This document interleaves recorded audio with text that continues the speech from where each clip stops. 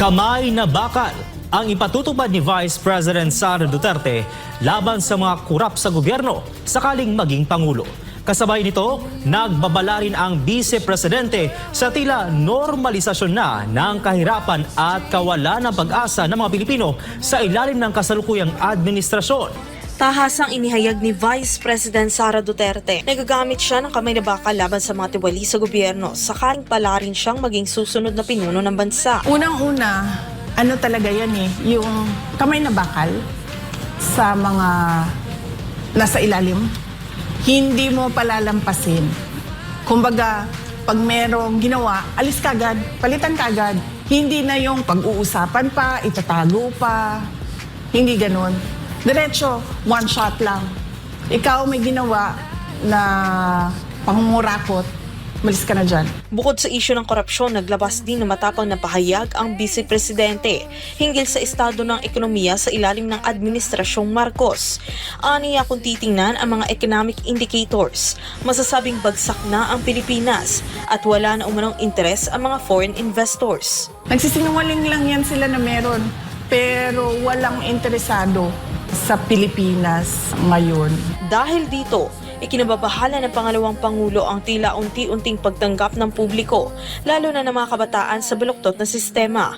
Aniya nakakatakot na dumating ang araw na ituring na lang na kapalaran ang paghihirap o masanay na lang sa balita ng bilyon-bilyong pisong nawawala sa kaban ng bayan. Natatakot ako na tanggapin na lang nila ba na yung mga kabataan, tanggapin na lang nila pinanganak akong mahirap, mabubuhay akong naghihirap, mamamatay akong isang mahirap. Hindi ko gusto yun para sa ating mga anak. Tapos natatakot ako na tatanggapin na lang nila kahit mali, okay lang.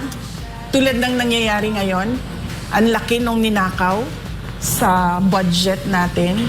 Tapos natatakot ako na mawalan na ba sila ng hope yung mga tao. Tapos magkanya-kanya na tayo, there'll be lawlessness, indifference. Natatakot ako na ganun yung future generation of Filipinos. Nagbabala rin siya na kung hindi ito maaagapan, baka mauwi ang bansa sa sitwasyong kontrolado na ng mga kriminal na organisasyon na magtutulak sa mga matitinong Pilipino ng mga ibang bayan na lamang. Samantala, inamin ni VP Sara na mahirap nang ayusin ang mga problemang idinulot ng kasalukuyang gobyerno. Giit niya, ang tunay na susi sa pag-unlad ay continuity o pagpapatuloy ng mga programa, bagay na hindi aniya ginawa ni Pangulong Bongbong Marcos sa mga proyektong nasimula ng kanyang amang si dating Pangulong Rodrigo Duterte. To turn around a country, you need at least 30 years. So dapat merong long-term na plano, long-term na continuity na paniniguraduhin mo na yung susunod, hindi niya pababayaan, babaliktarin o ibabasura yung nagawa nung nauna. Kasi yun yung sikreto ng pag-unlad So dapat ang papaniguraduhin mo dyan ay yung magagawa mo for 6 years at yung iiwan mo na plano para sa mga susunod.